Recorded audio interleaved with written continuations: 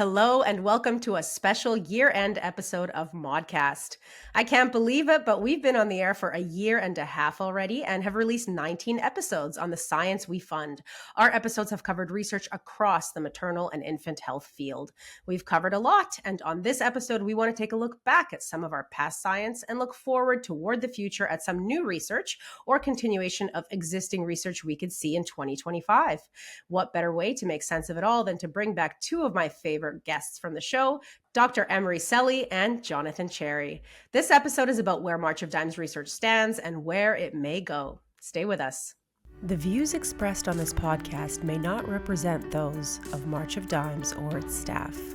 Information presented on this podcast is not medical advice and should not be construed as such. When in doubt, seek competent medical advice. Now, on with the show. Dr. Emre Seli is Chief Scientific Advisor at March of Dimes, and Jonathan Cherry is Senior Director of Research Operations at March of Dimes. In other words, they are my bosses, and I couldn't be happier to say that, truly. Emre joins me from Connecticut, and John joins me from Cleveland. Hi, guys. Welcome back to the show. Good to see you, Alessia. Good to be here. You've both been here once before, and I'm thrilled to have you back. Let's just get right into it then. Emre, I want to start with you. Which episode is your favorite?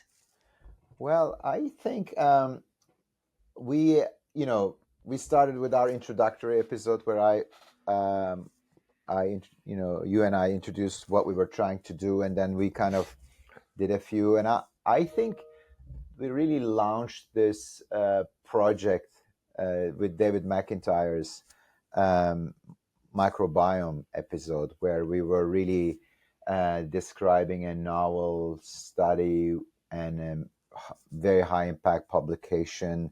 And that episode really put us on the map of obstetrical and maternal fetal medicine research. So I'll go with that one. Although I kind of like a lot of them, so because I had to choose. Yeah, and that's episode number 4 or something like that. David's been on the show twice, so that was the first time that he appeared on his own. John, what about you? What episode is your most memorable? I like Emery's episode. No, I'm just kidding. I do. Good answer. Good answer, right? No, it's hard, right? Because, I mean, there are, 14, 15 episodes right now? And I know that there's some in the can, right? So I got insight into some ones that are coming up. They're pretty cool. But if I had to pick one, I couldn't. I'll pick 2. It's a toss-up for me, actually, between Sam Messiano and Marisa Bartolome. And the reason is because they did some pretty deep dives into some really complex topics within an hour. And I think that shows not just their understanding of it, but their ability to explain it to somebody who has no experience in there. And I think, I was talking to somebody today, and I said, that you should listen to the podcast. I think it's really great.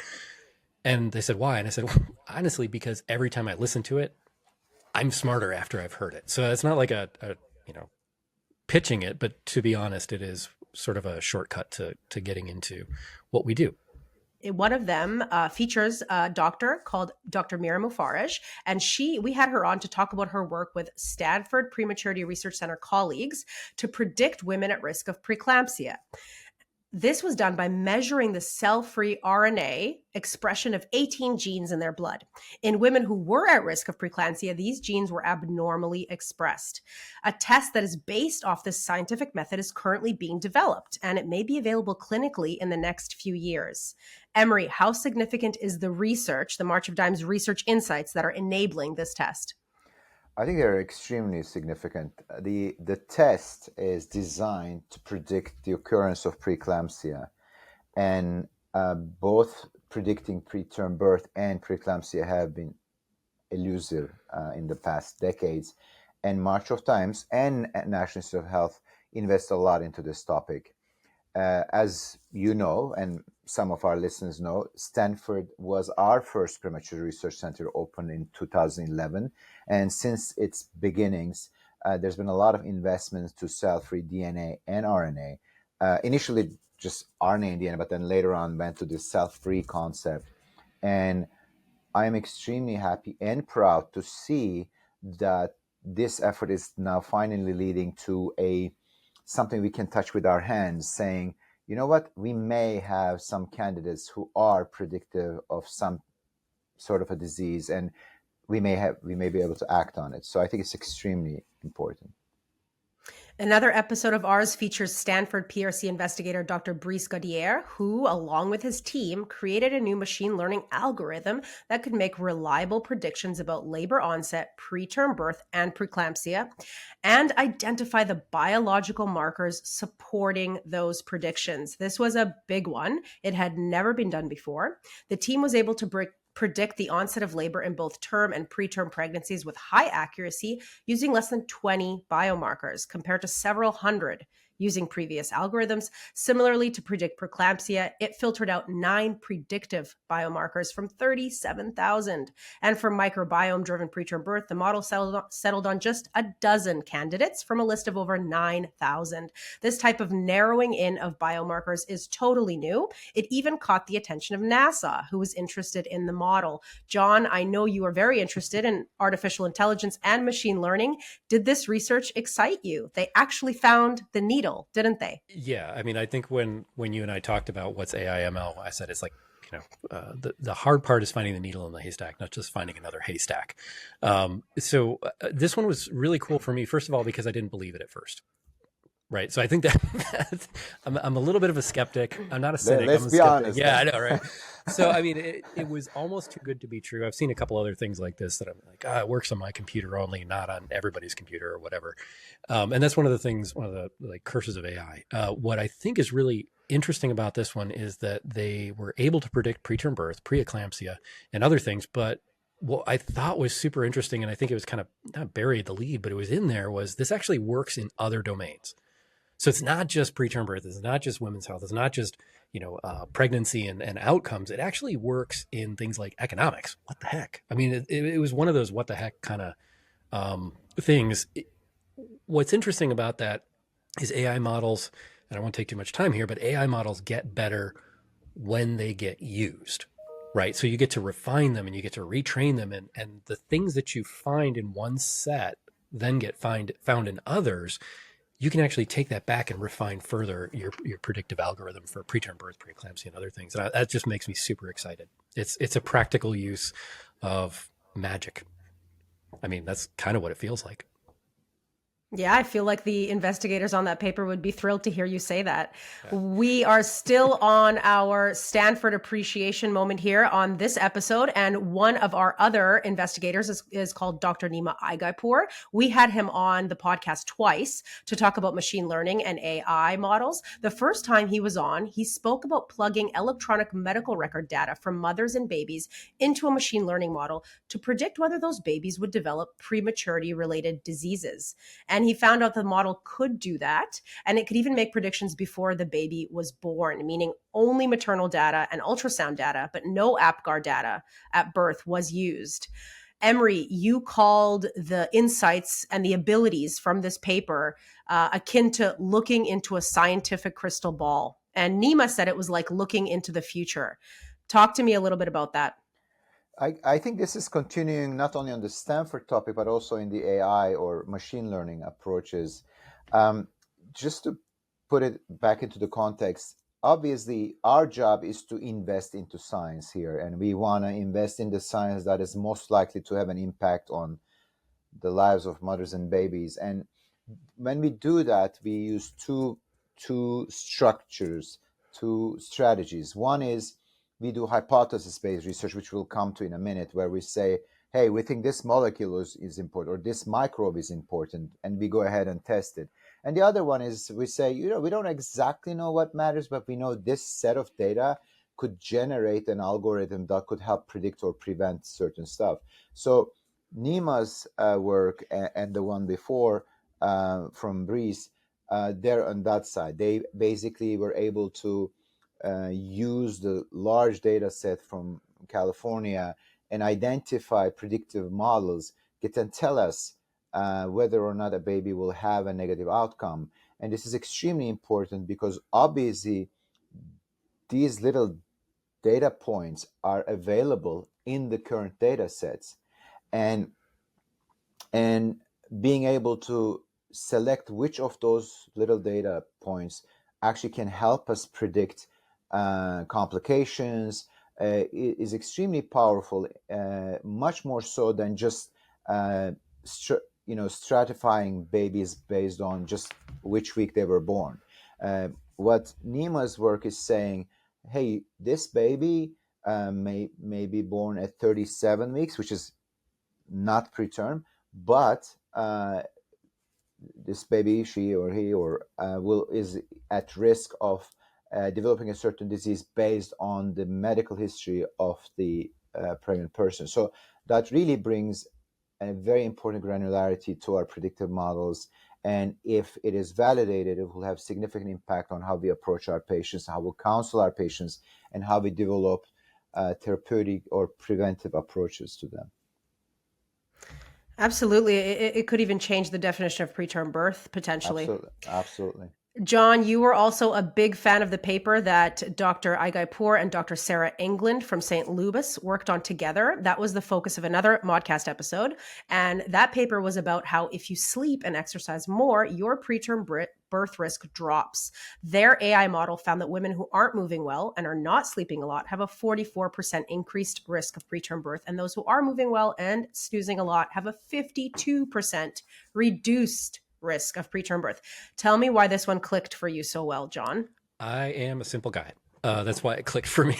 So, I mean, here's the thing that I think is really critical. We do a lot of really cool things, and we learn a lot of cool stuff that's difficult to implement, right? It's hard to say, if you have these 3 or 4 things, or you got to take this drug or whatever, pardon me. What was useful about this one, or at least, man, that's super great, is sleep is kind of low cost, almost no cost. Like, I mean, I know if you're like a shift worker, that's going to be a thing that gets in the way.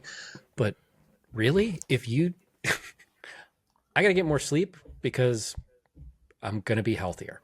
I mean, that is fantastic. I could tell that to everybody and they understand it. If I tell somebody they have sphingosine, blah, blah, blah, blah, blah, blah, they're not going to get it. And I think that this is one of those very practical things. Everybody can understand it. Everybody sleeps. And everybody probably needs more sleep. So I thought that this was, justification for me taking an afternoon nap. At the very least, let's move on to my favorite research topic in the world, the vaginal microbiome. Since we've had 3 episodes on this topic, all from our Imperial College London Prematurity Research Center, plus 1 microbiome related episode from our UCSF Center. Now, the first of the 3 Imperial episodes featured Dr. David McIntyre. This is Emery's favorite episode, who talked about a test that could identify the types of bacteria in a woman's vaginal microbiome, which is also known as her vaginal canal, to see whether that bacteria was causing inflammation and therefore whether that woman was at risk of preterm birth because of the type of bacteria inside her canal.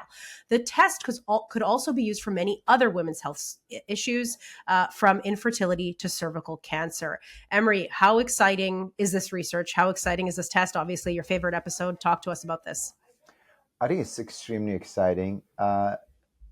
David and his colleagues at Imperial College London, Lynn Sykes, Phil Bennett, they would be the first to tell you that,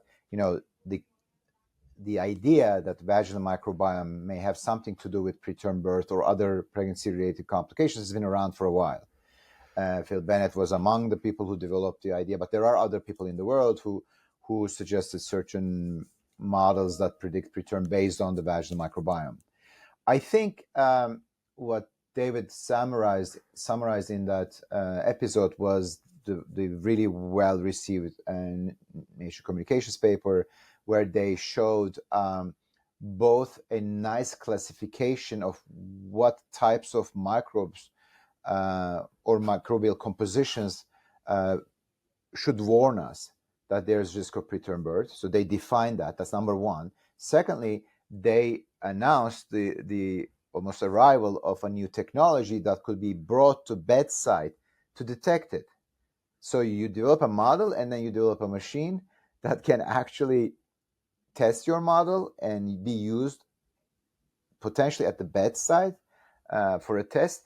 And then that test may not only be used for this, and just is a funny word. I mean, that would be enough if it was only used for predicting preterm birth or timing of birth, but also it could have additional implications for future diagnostics in the field of gynecology to assess the vaginal microbes, or in the field of infertility. So I thought it was wonderful as a baseline, really good for the near future, and potentially extremely promising for the distant future. So that, I think it's a very impactful research.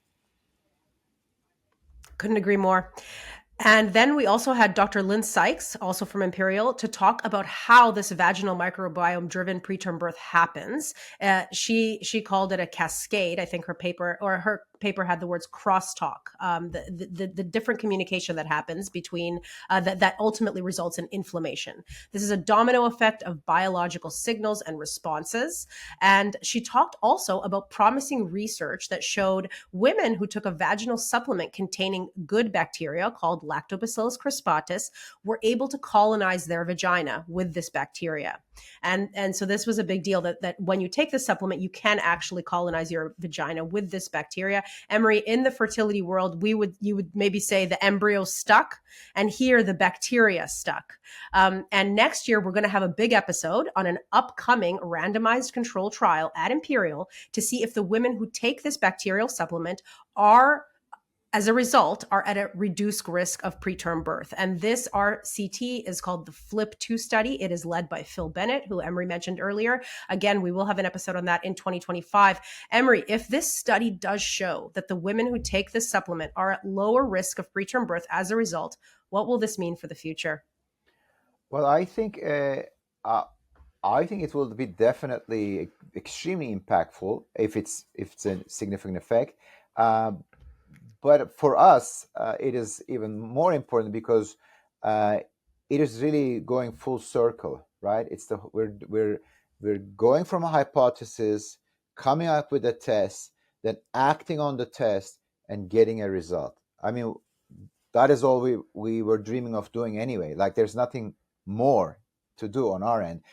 This is not this is not something, we don't expect any individual test or any individual treatment to single-handedly solve all the issues related to a disease, preterm birth or preeclampsia, because most of these are not a single entity. We generally in medicine tend to classify a number of pathogenesis into a single name. Like when you call preterm birth may have 5 different reasons, and potentially this test and this treatment would be applicable to a subpopulation of people with preterm birth. But still, it will be an enormous step in the right direction, and I think one of the first, actually. So it is probably it will be one of the most significant things we ever do.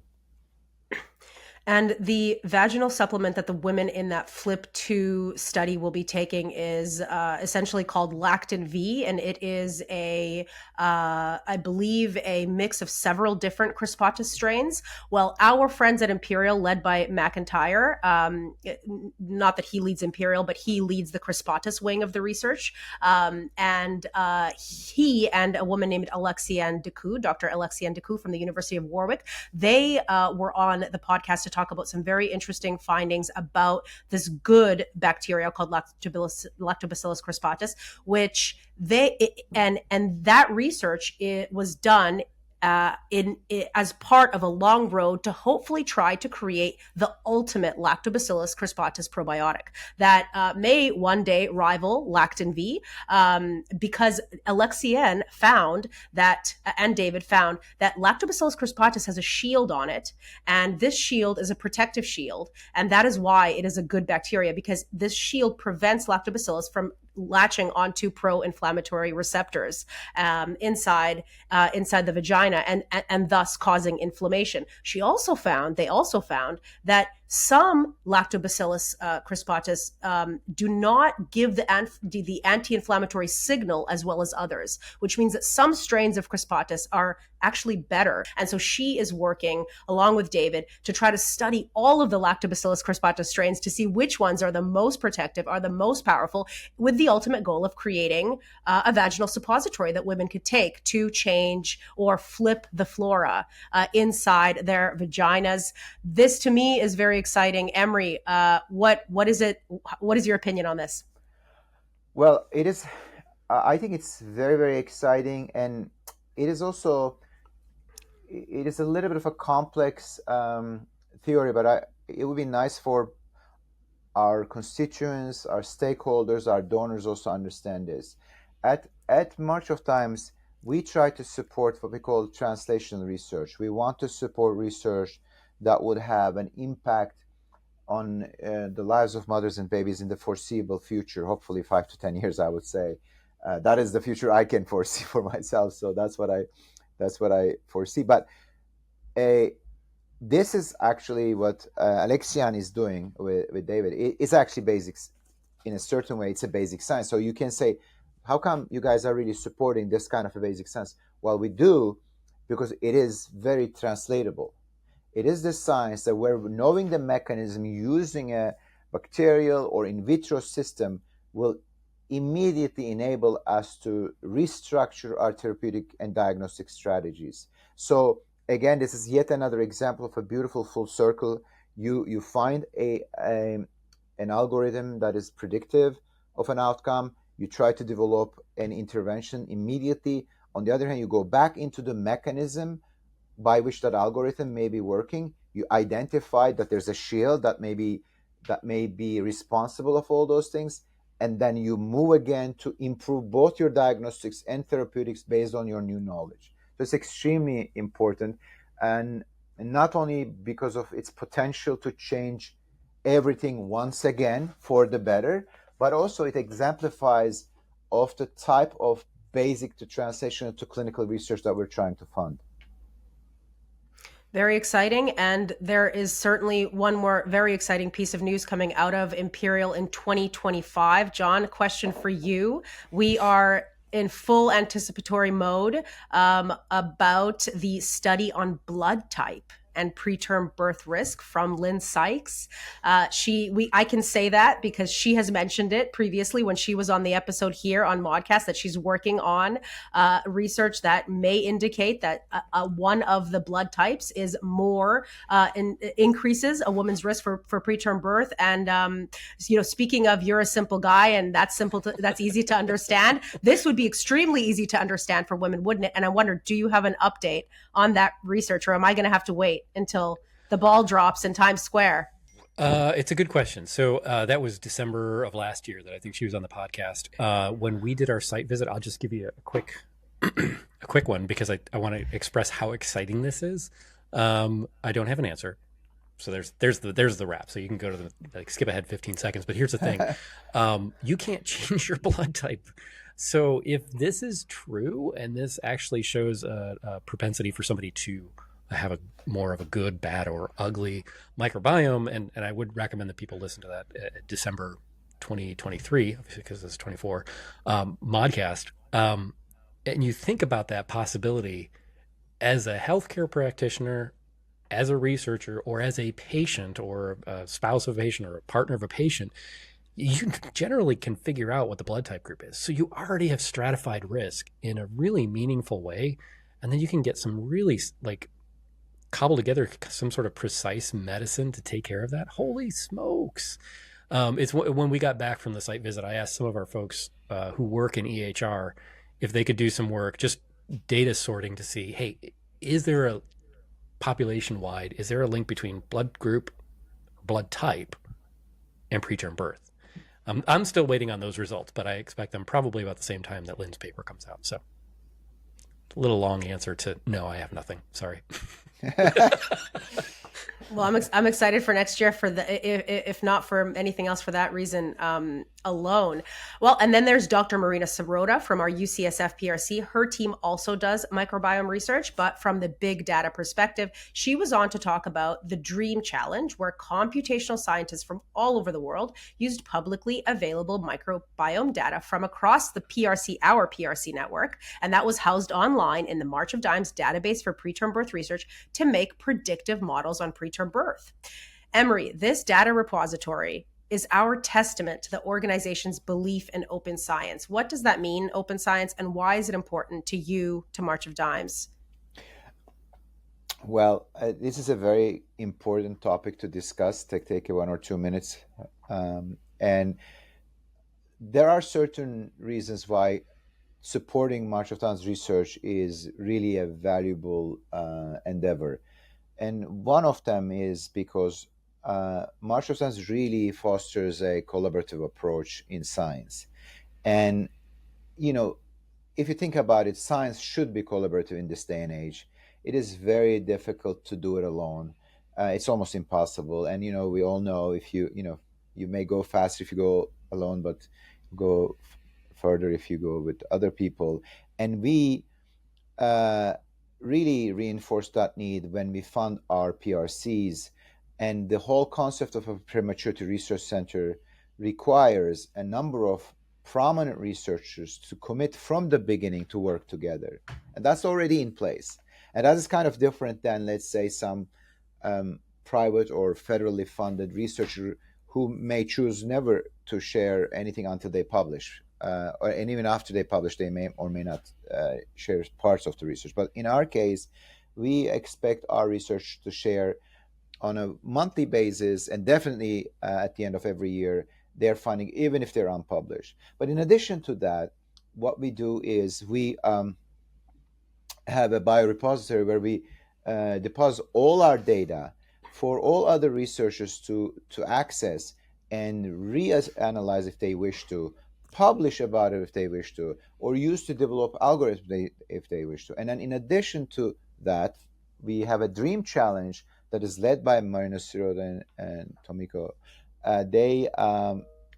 Where we make our data available and then ask a question to scientists all around the world who have then the opportunity to come and compete to develop the better algorithm to answer the question, which was in this specific case about microbiome, where Tomiko Ostrowski and Marina Sirota made this data set available, and there was a number of scientists who competed, and the results were quite exciting and were actually published.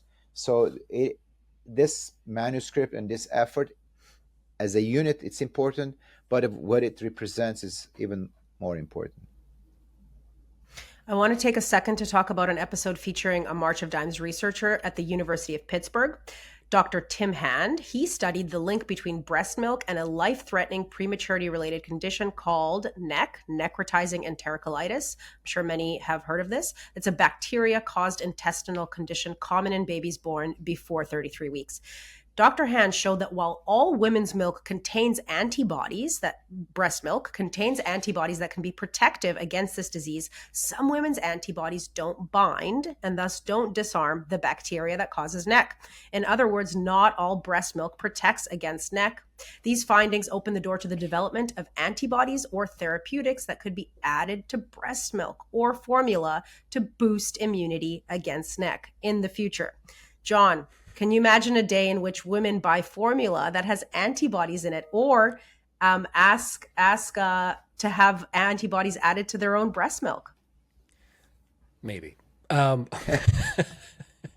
I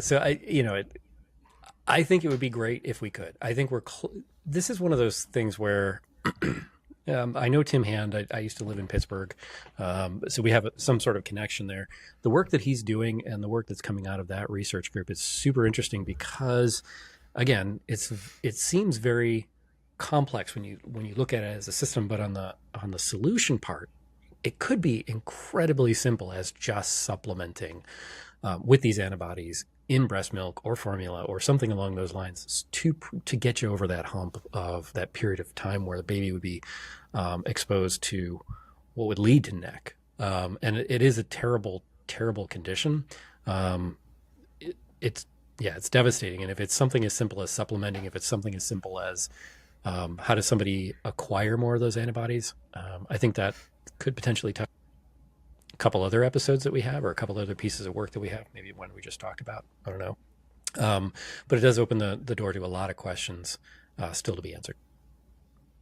Moving on to our biggest award, the March of Dimes Prize. We had 2 winners from the recent past on separate episodes. Dr. Marissa Bartolome, the 2024 winner of the prize, and Dr. Ellen Flake, the 2021 winner of the prize. Emre, the Bartolome episode is shaping up to be our most popular episode of all time. I'm sorry to you, and I'm sorry to John. You guys were both on the show. Her numbers are looking very good. I had a good run, though. Yeah, you did. You're still number one. You're still number one. I kept hitting repeat. What's up with that? No wonder your metrics are also so good. Now, so what about this subject of epigenetic mutations do you think is so alluring? Well, I'm actually extremely happy that Marissa Bartolome's episode is doing so well, because it is a tough topic to listen to.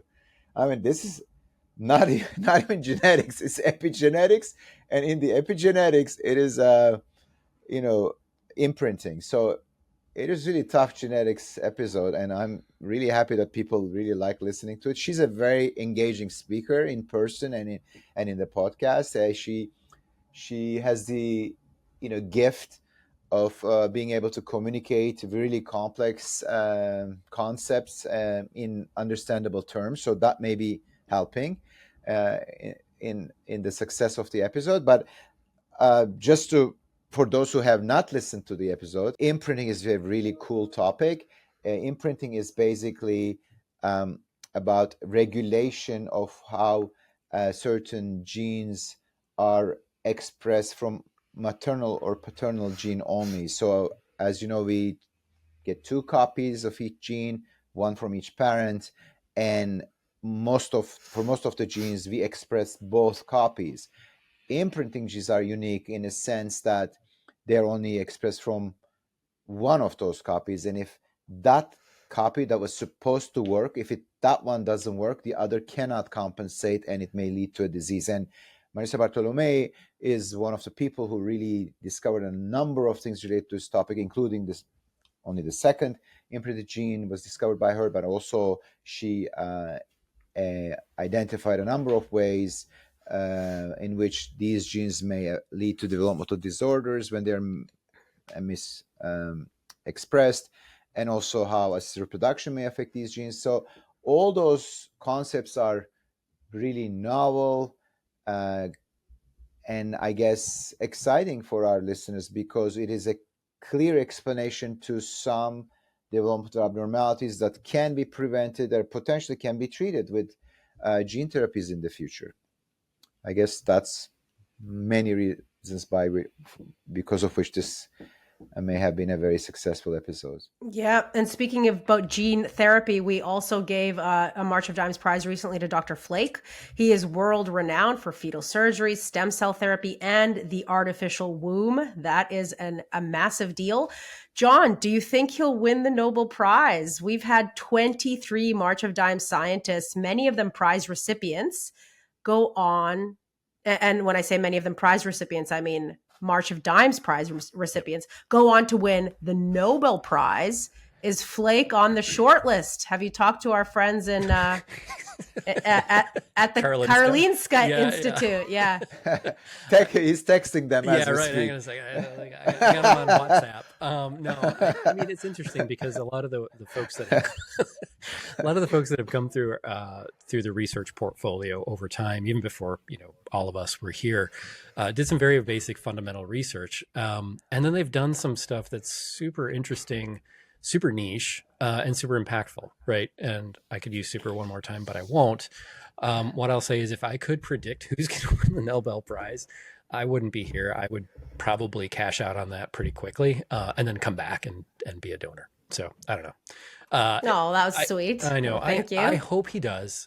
And I think that you're about to talk to probably talk about one of our upcoming grantees who's also working on their artificial bloom, like right next door to Flake. So lot of good ties. There's a lot of work being done in that area.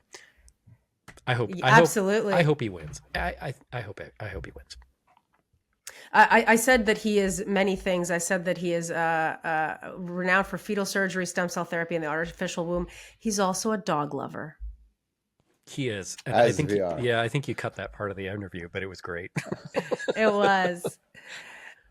Oh, I think I know his dog's name, but I don't want to invade his privacy and tell everybody his dog's name. But now our final science episode of 2024 was with Dr. Sam Messiano from the Ohio Collaborative PRC. He and his team recently published a paper that found a specific enzyme was responsible for preventing progesterone from latching to its receptor, therefore ending pregnancy and initiating preterm birth. And this enzyme became active after a certain inflammatory threshold was reached in cases of infection during pregnancy or infection-related preterm birth. This finding was very big because it opens the door to progesterone 2.0, the return of progesterone, where a progesterone analog or mimic is given to women at risk. This enzyme the enzyme won't be able to recognize the analog, the progesterone mimic, and therefore will not stop it from working. And so preterm birth can be avoided. That is the hope, of course. It's very exciting. Emre, you deal a lot with progesterone in your clinical practice as a fertility doctor. How big would a progesterone comeback be? I think it would be quite big at many levels. One, it will be hopefully a solution to some of the problems we face. And secondly, it will also show that a solution that may kind of be later, doubted can make a comeback if you investigate deeper into its function. I think it goes back to what I said earlier in this episode, where it is difficult to be a solution to everything, right? But if you know better what type of situation you use progesterone, and if you know better why it might be failing to have a positive effect, then you could both modify the way you use progesterone and when you use the progesterone, and then you could have a higher chance of making an impact. So I think Sam is a great scientist. I think the episode is amazing if you ever want to learn about progesterone and preterm birth. And I think Sam Messiano's work, really has the potential of making us better understand how progesterone works in regulating birth, which is, I think he would like to emphasize, not only preterm birth, but Sam is interested in birth itself and how progesterone has an impact on the natural birth and timely birth, term birth. So I think his work will make us understand that better, and then has the potential of having an impact on the treatment of preterm birth in the foreseeable future, actually. I love what you said about, not discounting something that fails and bringing it back. So never say never for a lot of things, and especially not progesterone. All right. Last but not least, as we near the end of our recording, let's talk about our recent Basil O'Connor winners. We've got 2 from 2024 and 2 from 2025 that have not yet been on the podcast, but we did announce them as winners. Our 2024 winners are Dr. Mara Murray Horowitz and Dr. Elizabeth Eninga. They appeared on the show. Dr. Murray Horowitz is studying barriers to care for postpartum women who had a hypertensive condition in pregnancy, and Dr. Eninga is studying the role of cell-free fetal DNA in initiating labor, with the hopes of using it in the future to stop preterm birth or to more successfully induce birth. And the 2025 winners, Dr. Ho-Jin Lee and Dr. Emily Partridge, are studying, respectively, a screening test for sickle cell anemia. That's Dr. Ho-Jin Lee, though in newborns in sub-Saharan Africa, not here in America, but in sub-Saharan Africa, where many newborns get sickle cell anemia. And Dr. Emily Partridge is studying the artificial womb. John mentioned her earlier. Specifically, she is studying the effects of adding a process called liquid ventilation to the existing breathing mechanism in the womb. If we add this ventilation, can we actually prepare babies better for life outside of the womb? That is what she wants to know. And John, this is the last question for you. Why does the research of these 4 young scientists fit into our mission? It's not a hard question to answer, but I'll say be careful in wondering about things because that's the road to a PhD. But like, I wonder if this is a thing. That's how you get onto that track for research, which is great. But what I'll say is that, simply put, the research that's being done here and the research that we fund and select really is tied to the aims of the organization. So these 4 research projects, they're closely tied to the aims, not only in topic, but also in the goal of making an impact now. Now, that Basil O'Connor is really about starter scholars getting traction, getting forward, and finding something that's going to make a change in the lives of moms, babies, and families within that first year of life. So it couldn't be more tied to what we do. Emery, last question is yours. It's a big one. It's not about any of the episodes, but one might say it's about all of the episodes. It's about the episodes that we've done and the episodes that we haven't done. It's about the work that we're doing. Is the work we're doing, the work our scientists are doing, is it making a difference? As we head into 2025 and beyond, is our research making an impact? We know that there is a massive maternal and infant health crisis here in America. Out of developed countries, we are not looking good on those report cards. And that is our mission, is to make a difference. Are we doing it?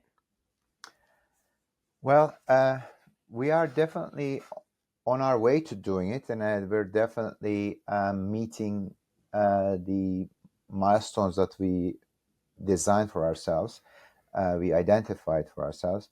I agree with you. We are not doing great as a country. Our preterm birth rate is stuck at the 10.4% level for decades now.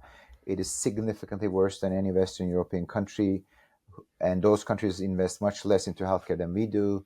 There are undisputable health inequities. Black moms are 3 times more likely to die compared to Caucasians. There's a lot to do, and I think our path is well defined and well designed, and our methods, our structure in implementing our priorities is working. We sure could use ongoing support from our donors to maintain and increase our investment into scientific research. However, are we doing right now as the research group? I think we are. I think we have identified testable parameters that are biomarkers that can predict preterm birth and preeclampsia. The initial and follow-up studies have been extremely encouraging and supportive of the findings. We are now transitioning into clinical testing of these biomarkers and models. And we also have at least 2 treatment strategies that are ready for the next step to be tested in the clinical setting before they are moved into the bedside. So I think we're very well poised for what we want to do. Are we there? We're not. But does it look promising? Definitely. And much of it thanks to your leadership and John's as well. And I thank you for that. Guys, it's been a pleasure. Thank you for coming on. Happy holidays and Happy New Year. Thank you, Alessia. You're doing such a wonderful job, and thank you for being our voice in this. Yeah, thanks a lot, Alessia.